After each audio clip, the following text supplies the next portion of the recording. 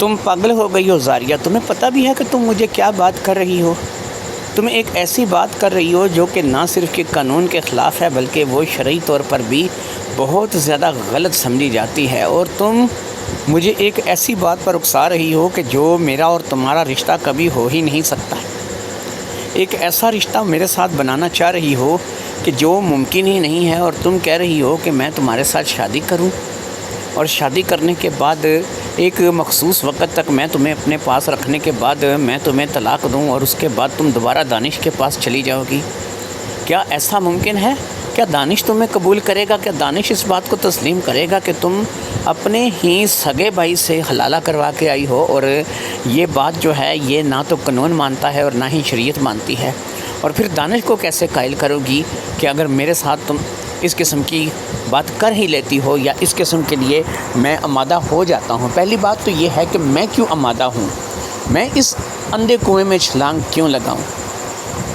میں مانتا ہوں کہ ماں باپ کے مرنے کے بعد ہم دونوں بہن بھائیوں کا ایک دوسرے کے سوا اور کوئی نہیں ہے۔ میں نے تمہاری شادی کروانی تھی، یہ ذمہ داری مجھ پر تھی، میں نے کروا دی۔ بس تمہاری شادی تک میں تمہارے ساتھ تھا، اور میں نے وہ ہر کام کرا جس میں ظاہری بات ہے کہ میں تمہارے لیے جو کر سکتا تھا ایک بھائی ہونے کے ناطے۔ لیکن آج تم مجھے یہ کہہ رہی ہو کہ دانش نے تمہیں طلاق دی، اور طلاق کے بعد جو ہے وہ تم میرے پاس گھر آ کر کے بیٹھ گئی، اور میں تمہارے ساتھ حلالہ کروں، اور حلالہ کرنے کے بعد تم دوبارہ دانش کے پاس چلی جاؤ۔ دیکھو، یہ قانون اور شریعت کے ساتھ بہت بڑا مذاق ہے جو کہ ہم لوگ نہیں کر سکتے۔ اگر کسی کے کان میں ذرا سی بھنک بھی پڑ گئی نا کہ ہم نے ایسا کیا ہے، تو یاد رکھو کہ یہ بات ہمارے اتنے خلاف جائے گی کہ کچھ بھی ہو سکتا ہے۔ زاریہ نے کہا، دیکھو، تمہاری اس تمام باتوں کا جواب میں تمہیں دیتی ہوں۔ دانش اس بات کے لیے آمادہ ہے، میں نے تم سے پہلے دانش سے اس بارے میں بات کی ہے۔ اسے صرف ایک ایسا سرٹیفکیٹ چاہیے جس میں یہ بات کنفرم ہو کہ میں نے ایک اور جگہ شادی کی اور اس کے بعد میں نے اس شخص سے طلاق لے لی۔ بس یہ ایک ایسا سرٹیفکیٹ ہے جو مجھے دوبارہ دانش کے پاس لے کر کے جائے گا، اور میں دانش کے ساتھ اپنی زندگی کو دوبارہ سے جی سکوں گی، اور دوبارہ سے ہم لوگ جو ہے وہ ایک ہو جائیں گے۔ دوسری بات، تم میرے بھائی ہو، اس بات کو میں مانتی ہوں۔ مجھے اس بات میں شرم ہونی چاہیے، مجھے اس بات میں جھجک ہونی چاہیے کہ میں تمہیں اتنی بڑی آفر دے رہی ہوں۔ تمہیں اس بات میں کس بات کی شرم، تمہیں اس بات میں کس بات کی جھجک؟ تم نے تو میرے ساتھ نکاح ہی کرنا ہے، جو کہ ظاہری بات ہے کورٹ میں اندراج ہوگا، اور کورٹ میں اندراج کے بعد تم بہت آسانی کے ساتھ مجھے 3 سے 4 مہینے کے اندر اپنی بیوی بنا کر کے رکھو گے، اور اس کے بعد مجھے طلاق دے دو گے، اور میں طلاق لے کر کے دوبارہ دانش کے پاس چلی جاؤں گی۔ یہی بات میں بس چاہتی ہوں، ایسا ہی میں کرنا چاہتی ہوں، اور یہی جو ہے وہ میرا مقصد ہے۔ زاریہ، ایسا ممکن نہیں ہے، تم کیوں نہیں سوچ رہی ہو؟ تمہیں شاید اس بات کا اندازہ نہیں کہ تم کیسے فیصلے کرتی چلی جا رہی ہو۔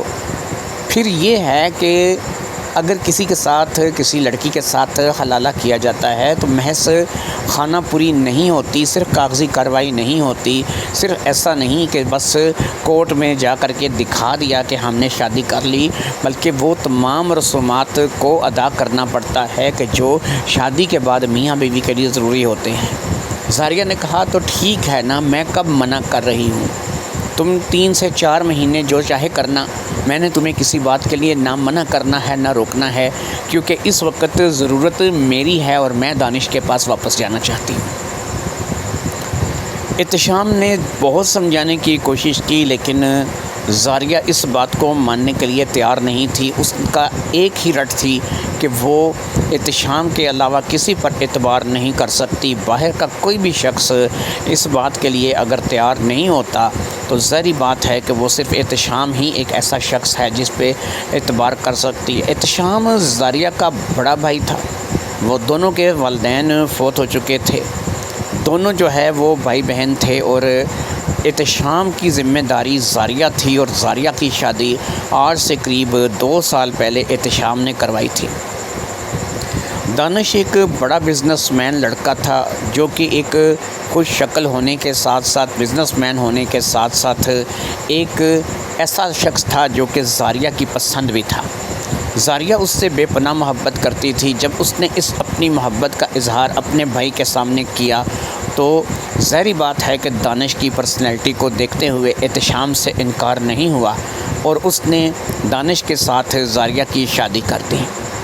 شادی کے بعد دانش اپنے بزنس میں اور اپنے گھریلو حالات میں الجھ کر کے رہ گیا۔ وہ زاریہ کو اس قدر ٹائم نہیں دے سکتا تھا کہ جس قدر زاریہ کو اس سے اس بات کی توقع تھی۔ پھر ایسا ہوا کہ اس کی ایک سیکٹری یاسمین کے ساتھ اس کے افیئر کا چرچا چلا، جس کے چلتے زاریہ اور دانش میں انبن رہنے لگی، حتیٰ کہ وہ بھی یاسمین کی خود کی اڑائی ہوئی افواہ تھی، صرف اس لیے کہ وہ لوگوں کی اٹینشن اپنی طرف لینا چاہتی تھی اور کچھ پروموشن کے چکر میں اس نے ایسی کچھ افواہیں اڑا دی تھیں، لیکن اس کو پروموشن تو کیا ملی، الٹا اسے اس آفس سے ہی نکال دیا گیا اور اس کا سارا کیا کرایا اس کے اپنے ہی گلے پڑ گیا۔ لیکن اس وقت تک زاریہ اور دانش کے ہاں اس قدر تلخیاں جنم لے چکی تھیں کہ ان تلخیوں کا کوئی ازالہ نہیں تھا، اور یہ تلخیاں دونوں کی علیحدگی کا سبب بن گئیں اور دانش نے غصے میں آ کر کے زاریہ کو طلاق دے دی اور زاریہ طلاق لے کر کے اپنے گھر چلی آئی۔ اس دوران نہ تو دانش نے اس کے ساتھ رجوع کیا اور نہ ہی وہ واپس گئی۔ دونوں اپنی اپنی اکڑ میں اس وقت تک بیٹھے رہے کہ جب تک دونوں کے معاملات اس حد تک بگڑ گئے کہ وہ ایک طلاق ہی قائم ہو گئی اور اس کو وہ عرصہ گزر گیا جو کہ شریعت نے مقرر کر رکھا تھا، یعنی کہ قریب 5 مہینے گزر گئے اور 5 مہینے کے بعد وہ ایک طلاق ہی نافذ ہو گئی۔ ایسے میں وہ اپنے شوہر کے ساتھ دوبارہ نکاح کرنا چاہتی تھی اور اس نے اپنے اسی مقصد کو لے کر کے ایک عالم سے اس بارے میں مشورہ کیا اور اس عالم نے کہا کہ بی اب تیرا نکاح تیرے شوہر کے ساتھ نہیں ہو سکتا، اگر وہ رجوع کر لیتا تو تیرا نکاح ممکن تھا۔ ہر فقہ کا اپنا عالم ہے، ہر جگہ ایک الگ مسئلہ ہے۔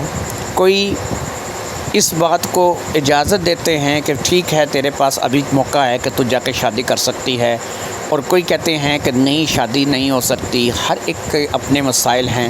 فی الحال زاریہ ان مسائل میں الجھنے والی نہیں تھی۔ اس نے بس جس شخص سے پوچھا تھا، اس شخص نے اسے جو بتایا تھا وہی بات زاریہ کے دماغ میں بیٹھ گئی تھی، اور اس دماغ میں بات کے بیٹھ جانے کے بعد اب وہ ٹوٹ کر کے رہ گئی تھی، کیونکہ وہ دانش کے پاس واپس جانا چاہتی تھی۔ دانش کو بھی خود کی غلطی کا احساس ہو گیا تھا کہ اسے اس قدر جذبات میں آ کر کے اپنی بیوی کو نہیں چھوڑنا چاہیے تھا، اور دونوں کے معاملات جو ہیں وہ آج اس حد تک نہ بگڑتے۔ یاسمین تو اب وہاں نہ تو دفتر میں رہی تھی اور نہ ہی اس کا کوئی افیئر جو ہے وہ دانش کے ساتھ تھا، لیکن ظاہری بات ہے کہ دانش اب اس بات کو چاہتا تھا کہ زاریہ اس کے پاس واپس آ جائے، لیکن زاریہ کو اپنے پاس واپس بلانے کا دانش کے پاس کوئی فارمولہ نہیں تھا۔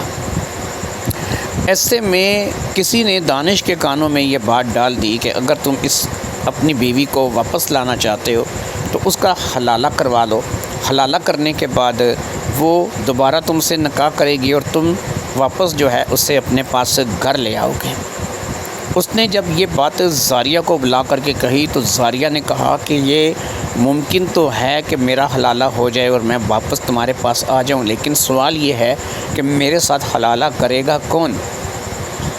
کوئی بھی شخص آج کے دور میں ایسا نہیں کہ جو قابل اعتماد ہو یا پھر جس پر اعتبار کیا جا سکے، اور ایک ایسا شخص کہ جو ظاہری بات ہے کہ میں کسی بھی ایسے شخص پر اعتبار نہیں کر سکتی، کسی کو یہ نہیں کہہ سکتی کہ تم میرے ساتھ شادی کرو، میرے ساتھ کورٹ میرج کر لو، یا پھر کسی بھی طریقے سے نکاح کر کے مجھے اپنی بیوی بنا لو، اور بیوی بنانے کے بعد مجھے جو ہے وہ کچھ عرصہ اپنے پاس رکھو اور اس کے بعد مجھے اپنی مرضی سے طلاق دو اور میں اپنے پہلے شوہر کے پاس واپس چلی جاؤں۔ یہ بات بس اس کے دماغ میں بیٹھ گئی تھی کہ اس طریقے سے ہو سکتا ہے، یہی قانون کا تقاضا ہے، یہی شریعت کا تقاضا ہے۔ حتیٰ کہ یہ بات نہ قانون میں ہے نہ شریعت میں ہے، مرضی سے حلالہ نہیں کیا جا سکتا۔ لیکن بہرحال زاریہ اس بات کے لیے راضی نہیں تھی، اسے سمجھ نہیں آ رہی تھی کہ وہ کیا کرے یا کیا نہ کرے۔ دانش بھی اب اسے یہی سمجھا رہا تھا کہ حلالے کے بغیر چارہ نہیں ہے۔ پھر ایک شخص ایسا زاریہ کی نظر میں آیا کہ جو ایسا کام کر سکتا تھا جس پہ آنکھیں بند کر کے زاریہ اعتبار کر سکتی تھی، جو کہ زاریہ کو اتنا عزیز بھی تھا کہ جتنا وہ زاریہ کو عزیز تھا اتنی ہی زاریہ اسے بھی عزیز تھی۔ زاریہ کی زندگی کے لیے، زاریہ کے لیے وہ کچھ بھی کر سکتا تھا، اور وہ شخص کوئی اور نہیں، زاریہ کا خود کا بڑا بھائی تھا۔ جب زاریہ نے یہ بات دانش سے کی تو دانش اس بات کو لے کر کے پشیمان ہو گیا۔ اس نے کہا کہ یہ ممکن ہی نہیں ہے کہ ایک سگا بڑا بھائی جو ہے وہ اپنی ہی بہن کے ساتھ حلالہ کرے۔ حلالہ کرنے کے لیے جو ہے وہ غیر ہونا ضروری ہے، اور سب سے بڑی بات یہ ہے کہ تم سگا کیا اپنا ستیلا بھائی بھی اگر ہو تو اس کے ساتھ شادی کر کے حلالہ نہیں کر سکتی ہو کسی بھی ایسے رشتے کے ساتھ کہ جس میں تمہارا پردہ جس کے سامنے جائز نہیں ہے، جس کے ساتھ تم کھل کر کے بات کر سکتی ہو، جس کے ساتھ بیٹھ کے کھا سکتی ہو، پی سکتی ہو، رہ سکتی ہو، اس کے ساتھ تمہاری شادی نہیں ہوگی۔ اس رشتے میں تمہارا باپ، تمہارا بھائی، تمہارا بیٹا آئے گا، اور ان کے ساتھ کم سے کم تمہارا حلالہ نہیں ہو سکتا۔ زاریہ نے کہا کہ اصل میں مسئلہ تو یہ ہے کہ معاملہ تو صرف قانون کی حد تک ہے کہ ہم نے صرف قانون کو مطمئن کرنا ہے، اور قانون کو مطمئن کرنے کی حد تک اگر یہ معاملہ ہے تو اس میں یہ ہے کہ ہم صرف اور صرف خانہ پوری کے لیے یہ حلالہ کر سکتے ہیں۔ دانش نے کہا یہ بھی ممکن نہیں ہے کہ جب آپ حلالہ کرنے کے لیے تم جاؤ گی وہاں پر باقاعدہ تم دونوں کے والدین کے نام پوچھے جائیں گے، بتایا جائے گا کہ تم کس کی بیٹی ہو، کس کی کیا لگتی ہو، اور اس طریقے سے تم دونوں کی آئیڈینٹی ویریفیکیشن کی جائے گی، اور تمہاری آئیڈینٹی ویریفیکیشن کے ساتھ ہی یہ بات کھل کر کے سامنے آ جائے گی کہ تم دونوں کا باپ بھی ایک ہے اور تم دونوں کی ماں بھی ایک ہے۔ اس لیے جب تم دونوں آپس میں بہن بھائی ثابت ہو جاؤ گے تو وہیں پر تم لوگوں کی بے عزتی ہوگی، کوئی بھی تمہیں جو ہے وہ کسی اچھی نگاہ سے نہیں دیکھے گا، اور کوئی قانون بھی جو ہے وہ اس بات کو لے کر کے تم دونوں کا حلالہ جو ہے وہ نہیں کروا سکے گا۔ نہ ہی تم دونوں کی کورٹ میرج ہو سکے گی، نہ ہی جو ہے وہ تم اس طریقے سے کورٹ میرج کر سکو گی، کیونکہ جب بھی تم وہاں پر جاؤ گی اس بات کا ظاہری بات ہے کہ پوچھیں گے کہ تم کس کی بیٹی ہو، تمہاری ماں کون ہے، تمہارا باپ کون ہے، وغیرہ وغیرہ۔ اور جب تم دونوں کے ماں باپ ایک ہی جیسے آئیں گے تو ظاہری بات ہے کہ کوئی بھی جو ہے وہ تم لوگوں کا حلالہ نہیں کرے گا، اور الٹا جو ہے وہ تم لوگوں کی جو بے عزتی ہوگی وہ ایک الگ بات ہے۔ اب زاریہ نے کہا نہیں، اس میں بھی ایک فرق ہے، اس فرق کو مد نظر رکھ کر کے ہم اس بات کو کور کر سکتے ہیں۔ میرے خیال میں تو ایسا ہو جائے گا، وہ اس لیے کہ جب احتشام نے اپنا آئی ڈی کارڈ بنوایا تھا تو اس وقت ابو کا نام محمد قیوم خان لکھا گیا تھا، اور جب میں نے اپنا آئی ڈی کارڈ بنوایا تھا تو ابو کے نام کی جگہ ایک غلطی ہوئی تھی کہ محمد قیوم خان کی جگہ عبدالقیوم لکھا گیا تھا۔ یعنی کاغذات میں ایسا ہے کہ احتشام کے والد کا نام محمد قیوم خان اور میرے والد کا نام جو ہے وہ عبدالقیوم خان ہے۔ اس کے بعد ایک اور چیز کا بھی فرق ہے کہ ہم دونوں کی والدہ وہاں پر بھی ایک ڈنڈی کاغذات میں ایسی لگ گئی ہے کہ جس میں بہت زیادہ جو ہے وہ نصرت بیگم میری والدہ کا نام لکھا گیا ہے، اور نصرت آرا میری یعنی احتشام کی والدہ کا نام لکھا گیا ہے۔ یہ اتفاق ہو سکتا ہے کہ میں عبدالقیوم کی بیٹی اور نصرت بیگم کی بیٹی ہوں، وہ محمد قیوم خان کا بیٹا اور نصرت آرا کا بیٹا ہے۔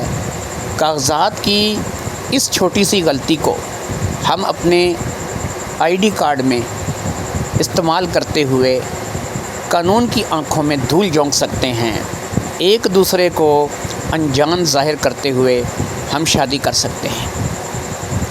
دانش نے کہا چلو مان لیا کہ یہاں پر تو تھوڑی بہت کاغذی کارروائی ایسی ہے، اس کے بعد یہ بتاؤ کہ یہ شادی کرنے کے بعد تم لوگ اپنے ہی گھر میں رہو گے، میاں بیوی کی حیثیت سے رہو گے، کب احتشام تمہیں طلاق دے گا، کب جو ہے پھر میرے ساتھ نکاح کرو گی، یہ کیسے ہوگا؟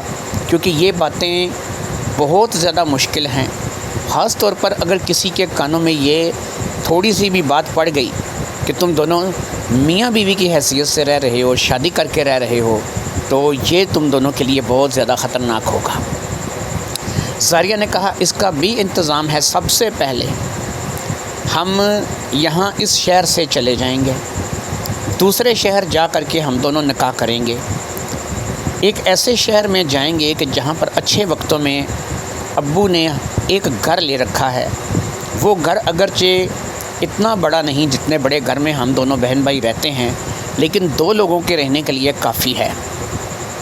میں احتشام کے ساتھ وہاں چلی جاؤں گی اور پھر وہیں کے کورٹ میرج سے ہم دونوں شادی کر لیں گے، اور یہ اتفاق بتائیں گے کہ میرے والد کا نام عبدالقیوم اور ماں کا نام نصرت بیگم ہے، اور میرے ہونے والے شوہر کا جس کو میں نے پسند کیا ہے اس کے والد کا نام محمد قیوم خان اور والدہ کا نام نصرت آرا ہے۔ یہ محض ایک اتفاق ہے، اور اتفاق سے نام جو ہے وہ ہم دونوں کے والدین کے آپس میں اس حد تک ملتے ہیں، لیکن بہرحال اس کے والدین اور ہیں، میرے والدین اور ہیں۔ کورٹ میرج ہو جانے کے بعد ہم اسی گھر میں رہیں گے، لگ بھگ 3 سے 4 مہینے ہم وہاں رہیں گے۔ اس کے بعد احتشام مجھے طلاق دے گا اور میں احتشام سے طلاق لے کر کے واپس تمہارے پاس آ جاؤں گی۔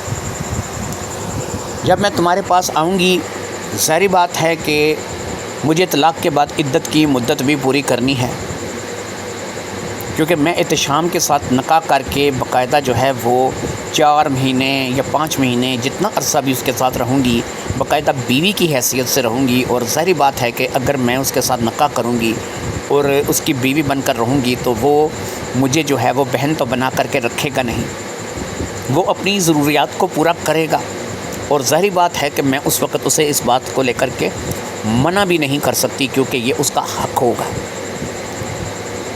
دانش نے کہا عجیب ہی منطق ہے، مجھے تو سمجھ نہیں آ رہی، نہ تو یہ قانون میں ہے نہ یہ شریعت میں ہے، پتہ نہیں تم کہاں بڑی ہوتی رہی ہو۔ ایک مسلمان لڑکی ہونے کے ناطے تمہیں ایسا سوچنا بھی نہیں چاہیے، لیکن بہرحال بات وہی ہے کہ ہم لوگ نماز نہیں پڑھتے، روزہ نہیں رکھتے، ہم لوگ دین کے کسی کام میں دخل تک نہیں دیتے، ہمیں بس اتنا پتہ ہے کہ ہماری ایک زندگی ہے اور اسے ہم نے اپنی مرضی سے گزارنا ہے۔ بس ٹھیک ہے کہ میں بھی تمہارے بغیر اپنی باقی زندگی نہیں کاٹ سکتا، اگر یہ سسٹم ایسے ہی چلنا ہے اور ایسے ہی تمہیں بہتر لگتا ہے تو جاؤ پھر جا کے احتشام سے اس سلسلے میں بات کرو، اور اگر احتشام اس بات کے لیے راضی ہو جاتا ہے تو پھر اس کے ساتھ شادی کر کے اس دوسرے شہر میں اپنے دوسرے گھر میں رہو، اور پھر جب بھی تمہیں وہ طلاق دے دے واپس میرے پاس چلی آنا، کیونکہ میرے گھر کے دروازے ہمیشہ تمہارے لیے کھلے رہیں گے۔ یہ دانش کا کہنا تھا اپنی اس بیوی کے لیے جسے وہ طلاق دے چکا تھا، اور اب ظاہری بات ہے پچھتا رہا تھا۔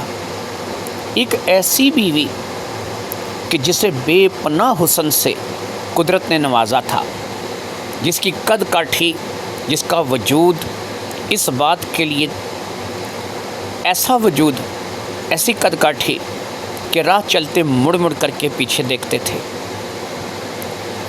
پھر ایسے شخص یعنی دانش کے ساتھ اس کی شادی، دانش اگرچہ ایک امیر بزنس مین تھا، مگر اس کا رنگ اتنا صاف نہیں تھا، خوبصورت تو وہ تھا لیکن ایک جگہ سے وہ مار کھاتا تھا، اس کے آنکھ کے قریب ایک کالا نشان تھا جو کہ اس کے آدھے چہرے پر پھیلا ہوا تھا، جو اسے اس کی خوبصورتی کو داغ لگانے کے لیے کافی تھا۔ روپیہ پیسہ بھی اس کے پاس تھا، ہر چیز اس کے پاس تھی، اور جب اس کی شادی زاریہ کے ساتھ ہوئی تھی، جو وقت ان لوگوں نے خلوت میں گزارا تھا وہ وقت وہ دونوں فراموش نہیں کر سکتے تھے۔ زاریہ دانش کے ساتھ اور دانش زاریہ کے ساتھ بے پناہ محبت کرتا تھا، اور خلوت کے لمحات میں یہ محبت کچھ ضرورت سے زیادہ ہی کھل کر کے سامنے آتی تھی۔ ایسے میں دانش اس بات کو لے کر کے پچھتا تو رہا تھا، اور زاریہ بھی دانش کے پاس واپس جانا چاہتی تھی۔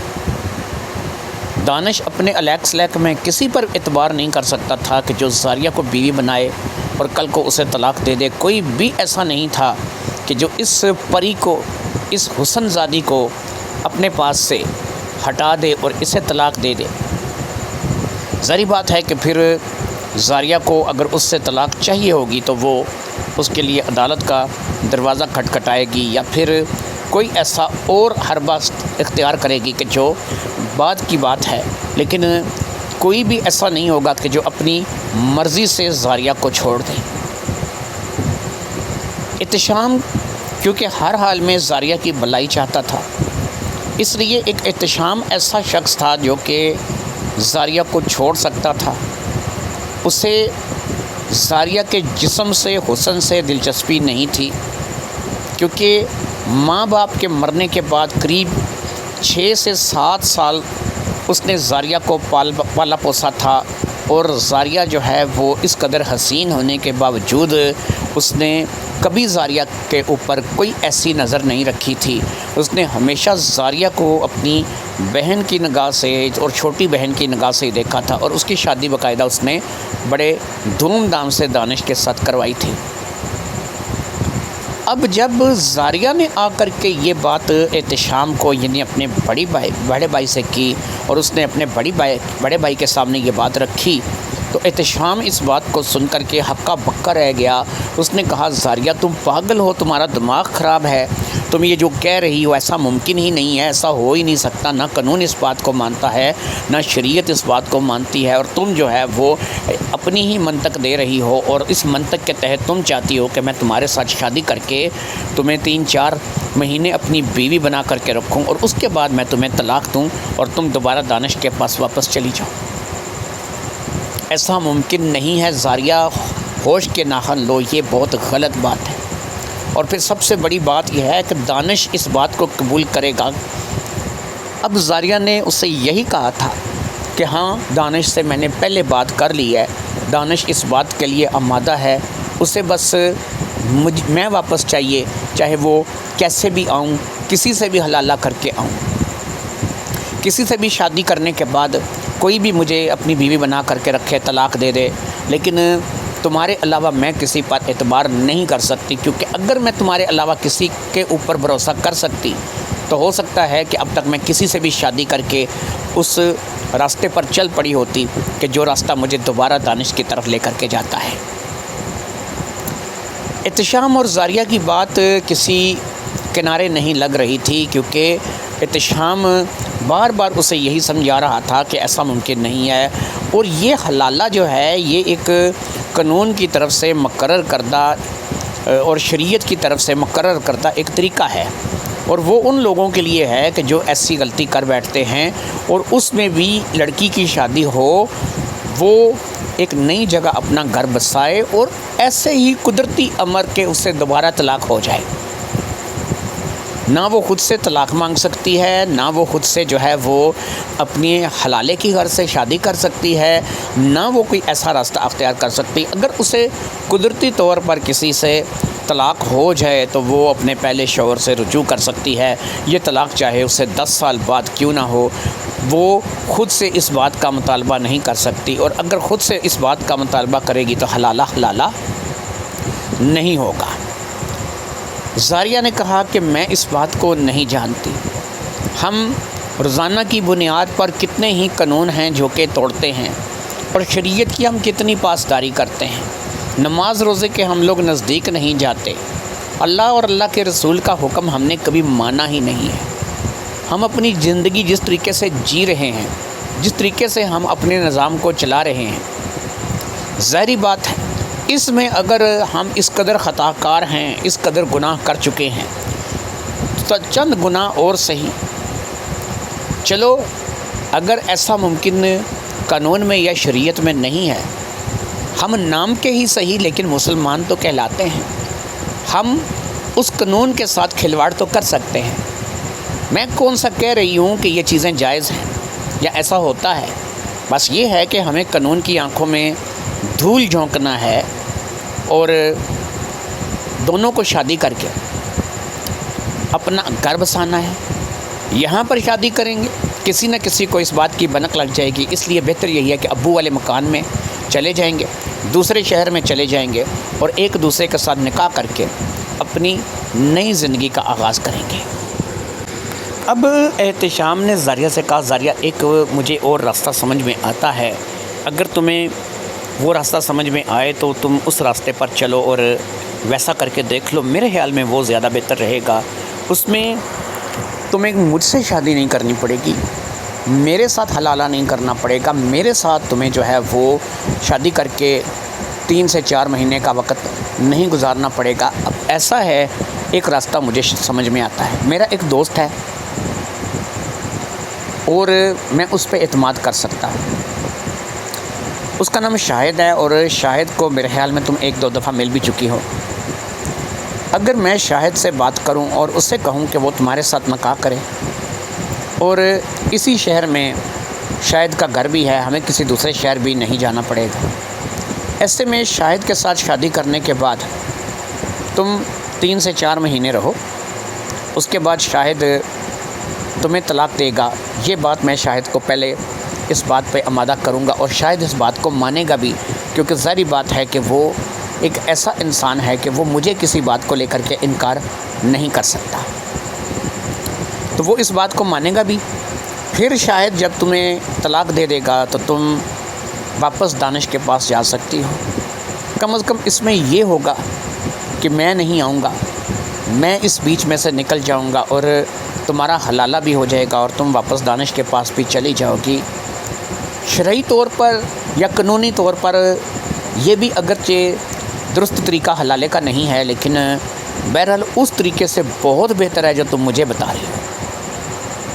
زاریہ نے کہا بھئی سب سے پہلی بات یہ ہے کہ میں شاہد کو جانتی ہوں, میں شاہد سے ملی بھی ہوں اور اس میں کوئی شک نہیں کہ شاہد ایک اچھا لڑکا ہے, لیکن میں شاہد پہ اعتبار نہیں کر سکتی. اگر ایسی بات ہوتی تو دانش کے بھی کئی بہت عزیز دوست ہیں کہ جو دانش کے لیے جان تک دینے کے لیے تیار ہیں. میں ان میں سے کسی کو کہتی اور دانش جو ہے کسی کو بھی آمادہ کرتا, لیکن یاد رکھو کہ میں 2 لوگوں میں اعتبار کر سکتی ہوں, تیسرے کسی پر اعتبار نہیں کر سکتی. پہلا دانش جس کے پاس مجھے طلاق لے کر کے واپس جانا ہے, اور دوسرے تم کہ تم میرے بڑے بھائی ہو اور ماں باپ کے مرنے کے بعد 7 سال تک تم نے مجھے پال پوس کر کے جوان کیا ہے. میں حسین بھی تھی, خوبصورت بھی تھی, گھر بھی ایک تھا, حتیٰ کہ ہم ایک کمرے میں بھی سوتے رہے ہیں, لیکن آج تک دن میں نہ رات میں, نہ دھوپ میں, نہ چھاؤں میں, نہ برسات میں, نہ سوتے میں, نہ جاگتے میں, نہ اٹھتے نہ بیٹھتے تم نے مجھے چھوا تک نہیں. اس لیے تمہارے علاوہ میں کسی پر اعتبار نہیں کر سکتی. تم ہی ایک ایسے شخص ہو کہ جس کے ساتھ میں شادی کر کے طلاق لے سکتی ہوں. یعنی تمہیں تو پتہ ہے کہ تم نے مجھے 3 سے 4 مہینے رکھ کے طلاق دے دینی ہے, اس کے بعد میں عدت کی مدت بھی تمہارے گھر میں ہی بیٹھ کے پوری کروں گی, اور پھر جیسے ہی عدت کی مدت پوری ہوگی میں دانش کو اس بات کی اطلاع کروں گی کہ ٹھیک ہے بھئی اب میں دوبارہ تم سے شادی کرنے کے لیے تیار ہوں. مجھے جو رسم پوری کرنی ہے وہ میں کر چکی ہوں, جو میں نے کرنا تھا وہ میں نے کر لیا ہے, اس لیے اب میں تم سے شادی کرنے کے لیے تیار ہوں. احتشام نے کہا ٹھیک ہے زاریہ, اگر تمہاری یہی ضد ہے تو میں تمہاری ضد کے آگے ہار مانتا ہوں. میرا اندر مطمئن نہیں ہے, میرا من نہیں مانتا کہ مجھے ایسا کرنا چاہیے. اپنی ہی بہن کے ساتھ کون شادی کرتا ہے, اپنی ہی بہن کے ساتھ حلالہ کون کرتا ہے. لیکن بہرحال اب اگر تم اس بات کو لے کر کے بضد ہو کہ تمہیں ایسا ہی کرنا ہے تو ٹھیک ہے, کب کرنی ہے شادی مجھے بتاؤ. اور باقی تمہارے آئی ڈی کارڈ میں اور میرے آئی ڈی کارڈ میں کچھ فرق تو ہے, یعنی نصرت بیگم اور محمد قیوم اور عبد القیوم نصرت بیگم اور عبد القیوم اور محمد قیوم خان اور نصرت آرا. یہ وہ فرق ہے کہ جو ظاہری بات ہے کہ شاید ایسا فرق ہے کہ قانونی طور پر لوگ چونکیں گے ضرور، لیکن جب ہم بتائیں گے کہ بھئی ہمارے والدین علیحدہ علیحدہ ہیں تو ہو سکتا ہے کہ ہمارا نکاح آسانی سے ہو جائے. دونوں بہن بھائی نے بیٹھ کر کے وہیں پر اس بات کو طے کر لیا کہ ہم لوگوں نے کب یہاں سے جانا ہے، کون کون سا ضروری سامان ہے جو ہم نے یہاں سے پیک کرنا ہے. اس وقت تک ہماری یہ کوٹھی جو ہے یہ بند رہے گی، صرف چوکیدار یہاں پر رہے گا اور چوکیدار کے ساتھ ہم لوگ رابطے میں رہیں گے. کبھی کبھار یہاں کا چکر لگا لیا کریں گے. اور اس کے بعد جو ہے وہ ظاہری بات ہے کہ دوسرے شہر میں جا کے ابو نے جو ہمارے لیے مکان لے رکھا ہے وہیں پر ہم اپنی زندگی کا یعنی دوسری زندگی کا آغاز کریں گے، جس میں ہم نے 4 سے 5 مہینے ایک دوسرے کے ساتھ میاں بیوی کی حیثیت سے گزارنا ہے. اور اس وقت ہم اپنے ذہن سے اس رشتے کو بھول جائیں گے کہ ہم دونوں آپس میں کیا لگتے ہیں، ہمارا آپس میں رشتہ کیا ہے، اور ہم دونوں جو ہیں کہاں سے آئے ہیں، ہمارے والدین ایک ہیں یا پھر جو بھی اب ہم ہیں، ایک دوسرے کو بھول جائیں گے اور اس رشتے کو یاد رکھیں گے جو کہ ہم نے 4 سے 3 مہینے تک نبھانا ہے اور اس رشتے کو لے کر کے چلیں گے. نکاح کے بعد ہم ایک دوسرے کے لیے میاں بیوی ہیں اور ہمارا یہ رشتہ ختم ہو جائے گا. اور جب تم مجھے طلاق دے دو گے اور طلاق کے بعد میری عدت کی مدت وغیرہ پوری ہو جائے گی تو پھر ہم لوگ اپنے پہلے رشتے میں واپس لوٹ آئیں گے. یہ ہی ہمیں کرنا ہے اور اسی طریقے سے ہمیں جو ہے وہ اپنا وقت گزارنا ہے. لہٰذا دونوں نے اپنا سامان پیک کرنا شروع کر دیا. دونوں جو چیزیں وہاں پر لے کر کے جانا چاہتے تھے، وہ ایک ایسا گھر تھا کہ وہاں پر سامان لگایا پڑا تھا. صرف یہ تھا کہ وہ گھر بند تھا. ایسا نہیں کہ یہ اس گھر میں کبھی جاتے نہیں تھے، جاتے تھے کبھی کبھار اور وہاں پر چند روز رہ کر کے واپس آ جاتے تھے. وہ گھر ان کا اپنا تھا. وہاں کے لوگ انہیں اتنا نہیں جانتے تھے جتنا یہ یہاں پر جانے پہچانے جاتے تھے، کیونکہ وہ گھر شہر سے باہر ایک نئی آبادی میں لیا گیا تھا اور ایسا گھر تھا کہ جہاں پر ابھی بہت زیادہ پلاٹنگ ہو رہی تھی اور کم مکان بنے تھے، زیادہ مکان نہیں بنے تھے. باقی سہولتیں وہاں پر ساری پہنچ چکی تھیں. وہ ایک ایسی سوسائٹی کا پلاٹ تھا کہ جس کے اوپر یہ مکان بنا تھا کہ وہاں پر اب ہر قسم کی سہولت وہاں پر موجود تھی اور کسی چیز کی کمی نہیں تھی. لہٰذا اپنا سامان پیک کرنے کے بعد یہ دوسرے شہر کے لیے روانہ ہو گئے. انہوں نے سیدھا اسی گھر کا رخ کیا تھا. یہ اس گھر گئے اور وہاں پر جا کر کے انہوں نے 1-2 روز میں ہی اس گھر کو اچھے طریقے سے صاف ستھرا کر لیا. جو گندگی ان کے پیچھے وہاں پر پڑ چکی تھی اسے صاف ستھرا کر لیا گیا تھا. اور پھر باقاعدہ جو ہے کہ یہ ہفتہ اور اتوار کا دن گزرنے کا انتظار کرنے لگے. اور جیسے ہی ہفتہ اتوار گزرا، پیر والے دن یہ کچہری پہنچ گئے اور وہاں پر انہوں نے ایک وکیل کیا اور اسے بتایا کہ ہم دونوں بالغ ہیں اور اپنی مرضی سے شادی کرنا چاہتے ہیں. اور اتفاق کی بات یہ ہے کہ دونوں کے والدین بھی نہیں ہیں اور ہمارے علاوہ دونوں کے کوئی بھائی بہن بھی نہیں ہیں. یعنی نہ میرا کوئی بھائی بہن ہے اور نہ کوئی اس کا بھائی بہن ہے اور ہم دونوں شادی کرنا چاہتے ہیں. وکیل نے اپنی فیس کا مطالبہ کیا، پھر ان کے ID کارڈ مانگے. ID کارڈ دیکھ کر کے وہ تھوڑا حیران ہوا. اس نے کہا کہ یہ بڑے اتفاق کی بات ہے کہ آپ دونوں کے والدین کے نام ملتے جلتے ہیں. اس نے کہا کہ ہاں یہ بھی اتفاق ہی ہے، بس ایسا ہے کہ ہم دونوں جو ہے وہ ہمیں کم از کم ایک دوسرے سے پیار کرنے سے پہلے ان باتوں کا پتہ نہیں تھا کہ ہم لوگوں کے والدین کے نام جو ہے وہ اس قدر ملتے جلتے ہیں. بہرحال ہم دونوں ایک دوسرے سے محبت کرتے ہیں، نہ اس کے سر پر کوئی ہے نہ میرے سر پر کوئی ہے. آپس میں ہم اپنی زندگی کا نیا آغاز کرنا چاہتے ہیں اور پھر یہ شادی جو ہے وہ ہم کرنا چاہتے ہیں.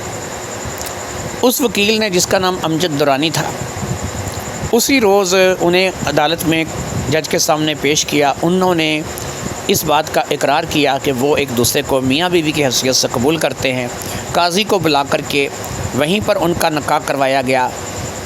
ID کارڈ کی وجہ سے تھوڑی مشکل پیش آئی، لیکن یہی بات کر کے کلیئر کر دیا گیا کہ بھائی ہمیں پتہ نہیں تھا، پیار کرنے سے پہلے ہم لوگوں نے نہیں جانا تھا کہ اس قدر نام جو ہے وہ آپس میں میچ ہو جائیں گے. اسے اتفاق سمجھ کر کے ان دونوں کا نکاح نامہ تیار کر دیا گیا. ایک کاپی عدالت کے پاس تھی، ایک قاضی کے پاس تھی اور ایک ان کو دے دی گئی، جس کی نسبت سے اب یہ میاں بیوی بن چکے تھے اور پھر میاں بیوی کی حیثیت سے انہوں نے اپنی ایک نئی زندگی کا آغاز کرنے کا سوچ لیا۔ یہ واپس اسی گھر آ گئے اور گھر آ کر کے انہوں نے اب باقاعدہ جو ہے ایک کمرہ جس کو یہ سجا کر کے گئے تھے، اس میں انہوں نے پھول پتیاں وغیرہ لگا دی تھیں، باقاعدہ بیڈ وغیرہ کو سجا دیا گیا تھا اور ایک پوری مسحری تیار کی گئی تھی جو کہ بالکل ایسی ہی مسحری تھی کہ جیسے سہاگ رات میں کسی دلہن کی تیار ہوتی ہے۔ تمام رسم و رواج کے مطابق سے شیروانی جو تھی وہ احتشام نے زیب تن کی، جو کہ دلہے کا لباس ہوتا ہے۔ دلہن کا لباس جو ہے وہ زاریہ نے پہنا اور دلہن بن کر کے بیٹھ گئی۔ زاریہ نے خود ہی اچھا سا میک اپ شیشے کے سامنے بیٹھ کر کے کر لیا تھا، کیونکہ بہرحال وہ میک اپ کی اسے ضرورت تو نہیں تھی، کیونکہ وہ تھی خود ایک چاند کا ٹکڑا تھی، لیکن بہرحال اس نے یہ سب کچھ اہتمام اس لیے کیا تھا کہ آج اس کی سہاگ رات تھی اور سہاگ رات میں یہی ریکوائرمنٹ ہوتی ہے۔ پھر قریب رات کے 10 سے 11 بجے کے قریب احتشام کمرے میں آیا۔ اس نے آ کر کے گھونگھٹ اٹھایا، منہ دکھائی میں ایک انگوٹھی دی جو کہ سونے کی انگوٹھی تھی، وہ ظاہری بات ہے کہ زاریہ نے لے کر کے اپنی انگلی میں پہن لی۔ پھر وہ زاریہ کو لے کر کے بستر پر لیٹ گیا اور لائٹ بند ہو گئی۔ ایک نیا سلسلہ تھا جو کہ چل نکلا تھا، ایک نئی زندگی تھی جس کا آغاز ہو چکا تھا، اور پھر اسی طریقے سے وہ میاں بیوی کی حیثیت سے وہاں پر رہنے لگے۔ چند ہی روز میں اگرچہ وہاں پر زیادہ مکان نہیں تھے، لیکن وہاں ارد گرد میں کچھ لوگوں کو اس بات کی ضرور خبر ہو گئی کہ یہاں اس مکان میں میاں بیوی رہتے ہیں اور ان کا تعلق جو ہے وہ کسی اور شہر سے ہے۔ یہ گھر جو ہے ان میں سے کسی ایک کے والدین کا ہے اور وہ یہاں پر رہ رہے ہیں۔ ایک لڑکی ہونے کے ناطے زاریہ تو ایک نئی ہی دنیا میں پہنچ گئی تھی۔ اسے معلوم ہی نہیں تھا کہ احتشام جو ہے وہ اس قدر زیادہ محبت کرنے والا نکلے گا، اور وہ بیوی کے لیے ایک پرفیکٹ شوہر تھا، ایک ایسا شوہر کہ دنیا کی کوئی بھی لڑکی اس کا تصور کرے، کوئی بھی لڑکی کہے کہ میرا شوہر جو ہے وہ ایسا ہی ہونا چاہیے۔ وہ ایک صحت مند کامل مرد تھا جو کہ ظاہری بات ہے کہ زاریہ کے لیے بہت ہی زیادہ سرپرائز تھا۔ خلوت کے لمحات زاریہ کے ساتھ جب وہ گزارتا تھا، زاریہ ایک ایسی وادی میں ایک ایسے سفر پر نکل جاتی تھی کہ اسے پتہ نہیں تھا کہ وہ کیا کر رہی ہے، وہ کہاں ہے۔ وہ ہواؤں میں اڑنے لگتی تھی اور اس کا وجود جو ہے وہ نکھر جاتا تھا۔ اس رشتے کو 4 مہینے گزر گئے جیسا کہ انہوں نے طے کیا تھا۔ 4 ماہ گزر جانے کے بعد اب احتشام نے زاریہ کو ایک روز اپنے پاس بلایا اور اس نے زاریہ کو اپنے پاس بلا کر کے کہا کہ بھئی اب میرے خیال میں ہم لوگوں کو شادی کیے 4 مہینے گزر چکے ہیں، اور ان 4 مہینوں میں ہم لوگوں نے ایک جو بھی زندگی جی ہے، چاہے اسے گناہ کا نام دو یا پھر جیسا بھی کہو، میں تو اسے گناہ کا نام ہی دوں گا۔ میں اگر تم میری بہن نہ ہوتی اور مجھے مجبور نہ کرتی تو میں کبھی بھی اس راستے پر تمہارے ساتھ نہ چلتا، اور میں کم از کم تم سے شادی کرنے والا نہیں تھا۔ لیکن بہرحال جو ہونا تھا وہ ہو چکا ہے۔ اب آتے ہیں اصل بات پر۔ 4 مہینے ہماری شادی کو گزر گئے ہیں۔ ہم نے یہی طے کیا تھا کہ 3 سے 4 مہینے کے بعد میں تمہیں طلاق دوں گا اور اس کے بعد تم دوبارہ دانش کے پاس واپس چلی جاؤ گی۔ زاریہ سوچ میں پڑ گئی۔ اس نے کہا کہ دانش اور احتشام کیا کروں؟ ایک ایسا دوراہا کہ جس میں سے میں کسی راستے کا انتخاب نہیں کر سکتی۔ کیا میں دانش کے پاس واپس جاؤں؟ ٹھیک ہے وہ امیر زادہ ہے، لیکن دولت روپے پیسے کی کمی تو میرے پاس بھی نہیں ہے۔ ہمارے 2 گھر ہیں جو کہ اپنے ہیں، جن کی مالیت اس وقت کروڑوں میں ہے۔ احتشام کا بھی ایک اچھا بزنس ہے، وہ بھی اچھا کماتا ہے۔ کسی بات کو لے کر کے احتشام دانش سے کم نہیں ہے۔ پھر دونوں میں فرق ہے۔ دانش کے ساتھ میری جتنی زندگی گزری ہے اس میں بہت کم مجھے اس کا ساتھ میسر آیا ہے۔ زیادہ تر وہ اپنے بزنس کے سلسلے میں گھر سے باہر رہتا ہے۔ پھر یہ ہے کہ خلوت کے لمحات میں وہ احتشام جیسا نہیں ہے، اگرچہ اچھا ہے لیکن احتشام جیسا نہیں ہے۔ احتشام نے تو مجھے سرپرائز کر کے رکھ دیا ہے۔ میں احتشام کو چھوڑ کر، یعنی ایک ایسے انسان کو چھوڑ کر کے جو ڈائمنڈ ہے، گولڈ کے پاس کیسے جاؤں گی؟ ایک ایسے انسان کے پاس کیسے جاؤں گی کہ جو بہت سے معاملات میں احتشام سے بہت پیچھے ہے؟ لہٰذا زاریہ نے احتشام سے کہا کہ نہیں احتشام، مجھے طلاق نہیں چاہیے، میں تمہارے ساتھ ہی خوش ہوں، مجھے اب دانش نہیں چاہیے، میں دانش کے پاس واپس نہیں جانا چاہتی۔ احتشام نے کہا ایسا ممکن نہیں ہے زاریہ، ہم جو کچھ بھی کر چکے ہیں اب تک یہ 4 ماہ، تمہیں نہیں پتہ کہ میں نے کس اذیت میں مبتلا ہو کر کے گزارے ہیں۔ مجھے نیند نہیں آتی، ساری رات سوچتا رہتا ہوں کہ میں کیا کر رہا ہوں، لیکن تم کہہ رہی ہو کہ تم اب دانش کے پاس نہیں جانا چاہتی اور تم میرے ساتھ ہی رہنا چاہتی ہو، تو اس رشتے کے ساتھ تو میں تمہارے ساتھ اور کتنا عرصہ چلوں گا؟ مجھے ظاہری بات ہے کہ میں اب تمہارے ساتھ مزید نہیں چل سکتا۔ زاریہ نے کہا نہیں، آپ مجھے چھوڑ نہیں سکتے۔ میں نے مانا کہ میں نے آپ سے یہ کہا تھا کہ میں 3 سے 4 مہینے میں آپ سے طلاق لے لوں گی، لیکن میرا اب من نہیں ہے کہ میں آپ سے طلاق لوں۔ آپ اس بات کو لے کر کے سمجھیں گے نہیں، لیکن ایک عورت کی کیفیت کے ناطے میں یہ بات کر رہی ہوں۔ میں نے ایک وقت جو ہے وہ دانش کے ساتھ گزارا ہے، نہ تو اس کے خلوت کے لمحات ایسے ہیں، نہ اس کی قربت میں مجھے کبھی اتنا سکون ملا ہے، اور نہ میں کبھی دانش کے ساتھ اس قدر خوش و خرم زندگی گزار سکی ہوں کہ جو خوش و خرم زندگی میں آپ کے ساتھ گزار رہی ہوں۔ پھر اگر ہم اس بات کو لیں کہ ہمارے درمیان کوئی اور رشتہ ہے، ہاں، تو وہ رشتہ تو 4 مہینے پہلے کورٹ میں اسی وقت ختم ہو گیا کہ جب میں نے آپ کو اور آپ نے مجھے میاں بیوی کی حیثیت سے قبول کر لیا، اور اس کے بعد ہماری ایک نئی زندگی کا آغاز ہوا، اور وہ نئی زندگی ہم میاں بیوی کی حیثیت سے گزار رہے ہیں اور خوش ہیں۔ ایک بات شاید اب مجھے بتانی چاہیے آپ کو، کیونکہ یہ بات ایسی ہے کہ جو میں نے ابھی تک آپ سے بتائی نہیں ہے، اور اسی لیے نہیں بتائی ہے کہ میں تو اس رشتے کو توڑنا نہیں چاہتی، میں اس رشتے کو آگے بڑھانا چاہتی ہوں۔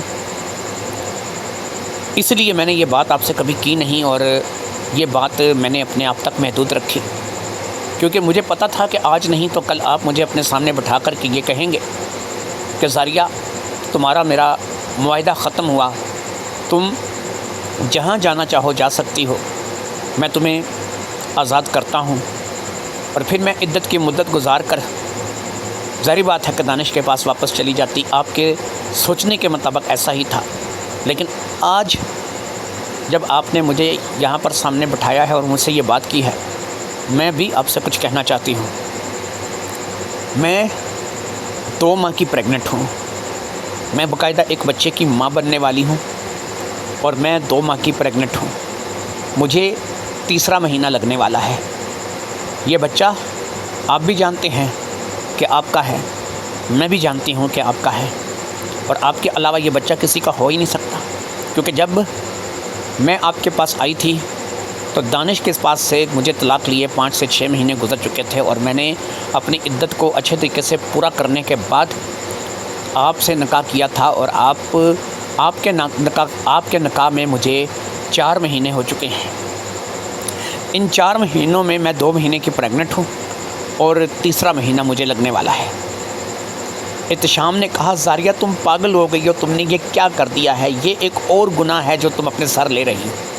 اس نے کہا میں نہیں جانتی احتشام، میں ان چیزوں کو نہیں تسلیم کرتی، نہ میں کسی قانون کو مانتی ہوں، نہ میں کسی اور چیز کو مانتی ہوں، بس یہ ہے کہ میں اپنے آپ کو مانتی ہوں کہ میں ایک انسان ہوں، اور مجھے اپنی زندگی کو جینے کا پورا حق ہے، اور مجھ سے یہ حق دنیا کی کوئی طاقت نہیں چھین سکتی۔ میں نے اسی لیے آپ کو بچے کے بارے میں نہیں بتایا کہ جب آپ مجھے طلاق دینا چاہیں گے تو میں آپ کو بتاؤں گی۔ اب یہ دیکھیے کہ اگر آج آپ مجھے طلاق دیتے ہیں پھر بھی مجھے 4 مہینے تو یہاں پر رہنا پڑے گا عدت گزارنے کے لیے۔ اس وقت میں 6 ماہ یا 7 ماہ کی پریگننٹ ہوں گی، یعنی ایک ایسی لڑکی کہ جسے اس وقت شاید دانش قبول ہی نہ کرے۔ دانش یہی کہے گا کہ یہ حلالہ تو کرنے گئی تھی، یہ کیا اٹھا لائی۔ ایک بچہ جو کہ میرے پیٹ میں ہوگا، میں جس کی ماں ہوں گی، جس کے آپ باپ ہوں گے، اس بچے سے انکاری نہ آپ کر سکتے ہیں نہ میں کر سکتی ہوں۔ اس لیے دانش کا چیپٹر ختم ہوا، اب ایک نیا چیپٹر شروع ہوگا، میرا اور آپ کا۔ یہ بچہ میرا بھی ہے، آپ کا بھی ہے، ہم دونوں کا ہے۔ اس بچے کو میں نے پیدا کرنا ہے اور ہم نے مل کر کے پرورش کرنی ہے۔ احتشام کہنے لگا زاریہ ممکن نہیں ہے، میں اب تک جو کر بیٹھا ہوں میں اسی کو لے کر کے اتنا شرمندہ ہوں کہ میں خود اپنی نظروں سے نظریں نہیں ملا سکتا۔ میں نے بہن کی محبت میں اتنا کچھ اپنے سر لے لیا ہے اور اب تم مجھے مزید گناہگار کر رہی ہو، مزید مجھے جو ہے وہ تم ایسی طرف دھکیل رہی ہو کہ جو راستہ سیدھا جہنم کو جاتا ہے، اور میں جہنم اپنے لیے خود تیار کر رہا ہوں، میں اپنے آگ کے شعلے خود اپنے ساتھ لے کر کے جانا چاہتا ہوں۔ زاریہ نے کہا کہ تم جو مرضی کہو، لیکن ایک بات یاد رکھ لو، اگر زاریہ ہے احتشام ہے، احتشام نے اگر زاریہ کو چھوڑا تو زاریہ نہیں ہے۔ پھر یہی ہے کہ میرے لیے سوائے اس کے کوئی راستہ نہیں رہ جائے گا کہ میں اپنی زندگی کا خاتمہ کروں، اور پھر میرے ساتھ ساتھ یہ بچہ بھی اس دنیا سے چلا جائے گا۔ احتشام لاجواب ہو گیا تھا، وہ کیا کرتا؟ وہ نہ اپنی بہن کو کھو سکتا تھا، وہ اس سے بے حد محبت کرتا تھا، اور نہ ہی وہ چاہتا تھا کہ یہ بچہ جو اس کے پیٹ میں ہے اس سے کچھ ہو۔ اگرچہ صرف وہ 2 ماہ کی پریگننٹ تھی، چاہتے تو یہ ختم بھی ہو سکتا تھا، لیکن ظاہری بات ہے کہ وہ اس طرف نہیں سوچ سکتے تھے، نہ وہ سوچ رہی تھی اور نہ ہی وہ سوچ رہا تھا۔ لیکن ایک بوجھ تھا جو کہ گناہوں کا تھا، اور ان دونوں کے سر چڑھتا چلا جا رہا تھا۔ زاریہ کے بارے میں ایسا تھا کہ وہ تو ان چیزوں کو قبول ہی نہیں کر رہی تھی، اور اس کی وجہ بھی اسے سمجھ میں آتی تھی۔ زاریہ نے اپنی زندگی کا کچھ حصہ ایک ایسے ملک میں گزارا تھا کہ جہاں پر ماں باپ، بھائی بہن، بیوی بیٹی، رشتوں کی کوئی اہمیت نہیں سمجھی جاتی، اور وہاں پر صرف انسان کہلاتا ہے اور ان کے درمیان کوئی رشتہ نہیں ہوتا۔ اس کا ذہن ایک ایسا ذہن بن چکا تھا، وہ شاید ذہنی طور پر ملحد تھی، وہ کسی قانون کو، کسی شریعت کو ماننے کے لیے تیار نہیں تھی، کیونکہ اس نے ایک عرصہ جو ہے وہ ایسے ملک میں گزارا تھا کہ جہاں پر 90% آبادی ایسے لوگوں کی تھی کہ جو ملحد تھے اور جن کو کمیونسٹ کہا جاتا تھا۔ لہٰذا شاید وہی چیزیں اس کے دماغ میں راسخ ہو گئی تھیں، اس لیے حلالہ کیا ہے، دین کیا ہے، دنیا کیا ہے، اسے ان چیزوں سے کچھ غرض نہیں تھی۔ اسے غرض صرف اس چیز سے تھی کہ وہ ایک جیتی جاگتی چلتی پھرتی لڑکی ہے، اور وہ اپنی زندگی کو جینے کا پورا اختیار رکھتی ہے، اور اسے اپنی زندگی کو اپنے ہی ڈھنگ سے جینا ہے۔ احتشام کیونکہ اس ملک میں نہیں رہا تھا، نہ ہی اس ملک میں اس نے کچھ وقت گزارا تھا، نہ اس کا وقت کسی ایسے ملحد کے ساتھ یا پھر ایسے کسی جگہ گزرا تھا، اس لیے وہ ان باتوں کو ذہنی طور پر تسلیم کرنے کے لیے تیار نہیں تھا۔ بہن کی محبت میں 4 مہینے تک اس نے اپنے سر جو گناہ لیا تھا، اب اس گناہ کو لے کر کے وہ مزید نہیں جی سکتا تھا، لیکن کیا کرتا؟ وہ زاریہ سے واقعی بے پناہ محبت کرتا تھا، وہ زاریہ کے بغیر بھی نہیں جی سکتا تھا، زاریہ کو چھوڑ بھی نہیں سکتا تھا، وہ اس سے بیچ منجھدار کے چھوڑ کر کے کوئی فیصلہ نہیں لے سکتا تھا۔ اس نے اپنے من کو مار لیا. اس نے سوچ لیا کہ اگر ایسے ہی زندگی گزرنی ہے اور ایسے ہی گزارنی ہے تو پھر ٹھیک ہے، میں اپنی بہن کو نہیں کھو سکتا. لیکن کیا یہ واقعی اب میری بہن ہے؟ ہمارا رشتہ تو اسی روز ہوا ہو گیا کہ جب پہلی بار ہم خلوت میں ملے اور ہمارے درمیان ایک نیا رشتہ قائم ہوا، ایک قربت کا رشتہ قائم ہوا. اسی وقت ہمارے دیگر تمام رشتے ہوا ہو گئے. کیا کروں کیا نہ کروں، کچھ سمجھ نہیں آ رہا، سمجھ سے باہر ہے. جو بھی ہے جیسا بھی ہے ٹھیک ہے، چلنے دو. میں زاریہ کی موت نہیں برداشت کر سکتا. میں زاریہ کو کوئی تکلیف دے کر راضی نہیں ہوں. میں زاریہ کو اب ٹھیک ہے، اگر وہ مجھ سے علیحدہ نہیں ہونا چاہتی، میں کیا کروں. چند روز گزرنے پر دانش کا فون آیا اور زاریہ نے دانش کو صاف صاف بتا دیا کہ بھائی نہیں، میرا من نہیں چاہتا میں واپس آؤں، تم اپنی زندگی میں آگے بڑھ جاؤ. میں اپنی زندگی میں آگے بڑھ جاتی ہوں. دانش نے کہا کہ یہ ممکن نہیں ہے، تم خود جانتی ہو کہ تم نے احتشام سے شادی کی ہے اور احتشام کے اور تمہارے درمیان رشتہ کیا ہے. اس نے کہا دانش یہ تو اب تم مجھے بول رہے ہو، اگر میں احتشام سے طلاق لے کر کے تمہارے پاس آج بھی آ جاؤں تو تم مجھے اپنانے کے لیے تیار ہو. یہ نہیں کہ تمہیں بھی ان باتوں سے کوئی فرق نہیں پڑتا کہ میرے اور احتشام کے درمیان کیا رشتہ ہے. اس لیے جب تمہیں اور مجھے کوئی فرق نہیں پڑتا تو بہتر یہی ہے کہ ہم اپنی اپنی زندگی میں آگے بڑھ جائیں. نہ تم مجھے کوئی تکلیف دو اور نہ ہی میں تمہیں کوئی تکلیف دوں. بہتر یہی ہے. اور پھر یہ ہے کہ میں اس وقت پریگننٹ ہوں اور احتشام کا بچہ میرے پیٹ میں ہے. جب میں احتشام سے اگر آج طلاق لے لیتی ہوں، یہ بچہ جو کہ اس وقت مجھے 2 ماہ کا ہے، پھر میں اگر اس سے طلاق لے لیتی ہوں، 4 ماہ عدت کے کاٹ کے میں تمہارے پاس آتی ہوں، 6 یا 7 ماہ کا پیٹ لے کے آتی ہوں تمہارے ساتھ شادی کرنے کے ٹھیک 2 ماہ بعد یہ بچہ پیدا ہو جائے گا، جو کہ ظاہری بات ہے احتشام کا بچہ ہے. کیا تم ایسی ساری صورتحال میں، ایسی ساری سچویشن میں مجھے قبول کرنے کے لیے تیار ہو؟ یاد رکھو کہ وہ بچہ احتشام کا بچہ ہے اور میں کبھی بھی اسے تمہارا نام نہیں دوں گی. کیا تم سوسائٹی میں اٹھتے بیٹھتے چلتے پھرتے اپنے بزنس والے دوستوں سے جہاں پر بھی مجھے لے کر کے جاؤ گے وہاں پر یہ بتانا پسند کرو گے کہ میں نے 7 ماہ کی حاملہ لڑکی سے شادی کی اور پھر یہ بچہ جو ہے یہ کسی اور کا ہے، میرا بچہ نہیں ہے؟ دانش نے کہا تم پہلیاں مت بجواؤ، سیدھی سیدھی بات کرو، کہنا کیا چاہتی ہوں. اس نے کہا میں صرف اتنا کہنا چاہتی ہوں کہ آج کے بعد میرا تمہارا کوئی واسطہ نہیں. تم اپنی زندگی میں آگے بڑھو اور مجھے میری زندگی میں آگے بڑھنے دو. دانش نے کہا ٹھیک ہے، آج کے بعد تمہیں میرا کوئی فون نہیں آئے گا اور نہ ہی میرا آج کے بعد تم سے کوئی واسطہ ہے. میں اپنی زندگی میں آگے بڑھوں گا، مجھے کوئی نہ کوئی اور مل جائے گی، اور تم بھی اپنی زندگی میں آگے بڑھو. میرے خیال میں تمہیں تو مل ہی چکا ہے. یہ کہہ کر کے احتشام نے فون بند کر دیا، دانش نے فون بند کر دیا. زاریہ اب احتشام کے ساتھ اپنی اسی زندگی میں مگن ہو گئی. وقت گزرتا رہا، پھر ایک بہت ہی خوبصورت سی بیٹی کو زاریہ نے جنم دیا. اس بیٹی کا نام اس نے نینا رکھا. اب نینا جو تھی یہ احتشام اور زاریہ کی محبت کی نشانی تھی. احتشام اس زندگی سے خوش نہیں تھا. کہیں نہ کہیں وہ اللہ کے احکامات کو مانتا تھا. کہیں نہ کہیں اسے اس بات کا پتہ تھا کہ وہ جو بھی کر رہا ہے یہ غلط کر رہا ہے. لیکن زاریہ ایک ملحد ذہن کی مالک تھی، اسے ان چیزوں سے کچھ فرق نہیں پڑتا تھا.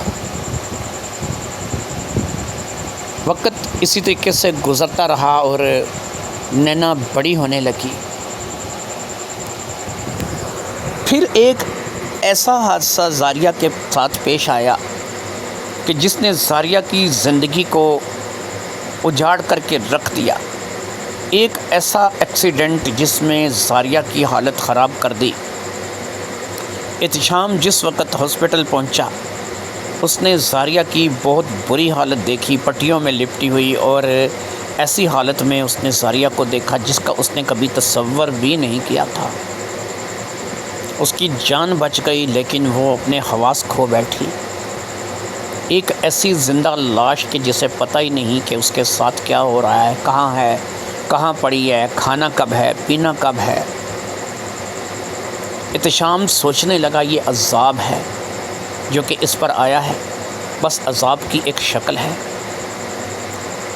پہلی بار وہ ٹوٹ گیا، اسے اس بات کا احساس ہوا کہ اس نے صرف اپنی بہن کی محبت میں کتنے گناہ کر دیے، کتنا بڑا عذاب اپنے سر لے لیا۔ اسے تو دنیا میں سزا ملنی شروع ہو گئی، شاید میری آخرت میں باقی ہے۔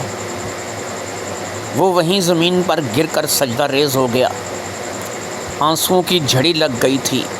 وہ اللہ سے اس بات کا طلبگار تھا کہ اللہ اسے معاف کرے۔ یہ تو اب اللہ بہتر جانے کہ اللہ اسے معاف کرے یا نہ کرے، یہ فیصلہ تو اللہ ہی کر سکتا تھا، اللہ ہی کو یہ فیصلہ کرنے کا اختیار تھا۔ جب زاریہ کا یہ ایکسیڈنٹ ہوا تھا، قدرتی امر ہے کہ اس وقت نینا اس کے ساتھ نہیں تھی، نینا احتشام کے پاس تھی، اس لیے وہ بچ گئی تھی۔ نینا 7 سال کی ہو چکی تھی اور 7 سال سے احتشام اپنی ہی بہن کے ساتھ شادی شدہ زندگی گزار رہا تھا۔ وہ اس دلدل سے نکلنا چاہتا تھا لیکن پھر کسی نہ کسی طور وہ یہاں پر گر جاتا تھا۔ اس کے اندر ایک کشمکش تھی، اس کے اندر کا انسان، اس کے اندر کا مسلمان چیخ چیخ کر یہ کہتا تھا کہ تم غلط کر رہے ہو۔ بالآخر وہ سجدے میں گر ہی گیا تھا، زاریہ کو گھر لے آیا، لیکن اس کی زندگی صرف ایک چیئر تک، ایک کرسی تک محدود ہو کر کے رہ گئی۔ ایک ایسی کرسی کہ جسے ہلانا جلانا بھی خود احتشام کو پڑتا تھا، یا پھر اگر احتشام اپنے کام پر جاتا تھا تو اس کے لیے اس نے ایک نوکرانی مقرر کر دی تھی۔ وہ نہ خود سے کھا سکتی تھی، نہ خود سے پی سکتی تھی، نہ اس کا کچھ جینے کا مقصد رہا تھا۔ ایک ایسی زندہ لاش کی طرح وہ اپنا گزر کر رہی تھی۔ اس کا وقت گزرتا چلا جا رہا تھا۔ احتشام دن رات معافی مانگنے لگا تھا، دن رات توبہ کرنے لگا تھا۔ وہ جب بھی نینا کو دیکھتا اسے اپنے گناہ یاد آ جاتے۔ وہ نینا میں زاریہ کو دیکھ رہا تھا، لیکن وہ نہیں چاہتا تھا کہ نینا بڑی ہو کر کے زاریہ کی طرح بنے۔ وہ نینا کو بھی دین اور دنیا دونوں کی تعلیم دے رہا تھا کہ اسے رب کی پہچان ہو، اسے اس بات کا پتہ ہو کہ اس کا رب کون ہے، اسے اس بات کا پتہ ہونا چاہیے کہ اس کا مالک کون ہے۔ 3 سال تک اسی کیفیت میں رہنے کے بعد تڑپ تڑپ کر زاریہ تو دنیا سے چلی گئی۔ اس کی موت کے بعد احتشام نے باقاعدہ داڑھی رکھ لی۔ وہ کام ضرور کرتا تھا لیکن وہ اب اپنے گناہوں کا کفارہ ادا کرنے کے لیے بہت سے ایسے کام کرنے لگا تھا کہ جنہیں فلاحی کام کہا جا سکتا تھا۔ غریبوں کو کھانا کھلانا، ان کے گھر راشن دینا، لوگوں کی مدد امداد کرنا۔ شاید اس کے گناہ بخشے جائیں، شاید اسے اس قدر سختی کا سامنا اپنی موت کے وقت نہ کرنا پڑے کہ جو سختی زاریہ نے برداشت کی تھی۔ اس نے زاریہ کی آخری رات دیکھی تھی کہ جس رات اسے ایک پل چین نہیں آ رہا تھا، اور وہ ہاسپٹل کے بیڈ پر تڑپ تڑپ کر کے کبھی وہ ایک طرف مڑتی، کبھی دوسری طرف مڑتی، کبھی وہ کہاں جاتی، کبھی وہ کہاں جاتی، کبھی اس کو جو ہے سانس رکنے لگتی، کبھی کچھ ہونے لگتا، کبھی کچھ ہونے لگتا، اور ایسے ہی تڑپ تڑپ کر کے صبح تک اس نے اپنی جان دے دی تھی۔ وہ تو اپنے مالک حقیقی، اپنے حلقے حقیقی سے جا ملی تھی، اور احتشام نینا کو اپنے سینے سے لگائے گھر واپس آ گیا تھا۔ اس نے نینا کی ایسی تربیت کی تھی کہ نینا 7-8 سال کی عمر میں ہی برقع کرنے لگی تھی، حجاب کرنے لگی تھی، قرآن شریف کو ترجمے کے ساتھ پڑھنے لگی تھی، سکول بھی جاتی تھی اور دین کی تعلیم بھی حاصل کرتی تھی۔ نینا اتنی بھی چھوٹی نہیں تھی، 7-8 سال کی عمر کی تھی۔ اس نے اپنی ماں کو انتہائی قسم پرسی کے حالت میں تڑپ تڑپ کر کے مرتے ہوئے دیکھا تھا۔ احتشام دن رات معافی مانگنے کے علاوہ اب کچھ نہیں کر سکتا تھا۔ پھر ایک عورت احتشام کی زندگی میں آئی اور احتشام نے اس سے شادی کر لی۔ وہ صرف اتنا ہی جانتی تھی کہ نینا احتشام کی بیٹی ہے، لیکن اسے زاریہ کی حقیقت کا علم نہیں تھا۔ صفیہ ایک اچھی لڑکی تھی، اس نے نینا کو ماں کا پیار دیا اور احتشام کو بھی اس نے سنبھال لیا۔ رفتہ رفتہ احتشام کے ذہن سے یہ سب چیزیں ہٹنے لگیں۔ وہ اللہ اور اللہ کے رسول کے راستے پر چل نکلا تھا، دنیا داری اس نے چھوڑ دی تھی۔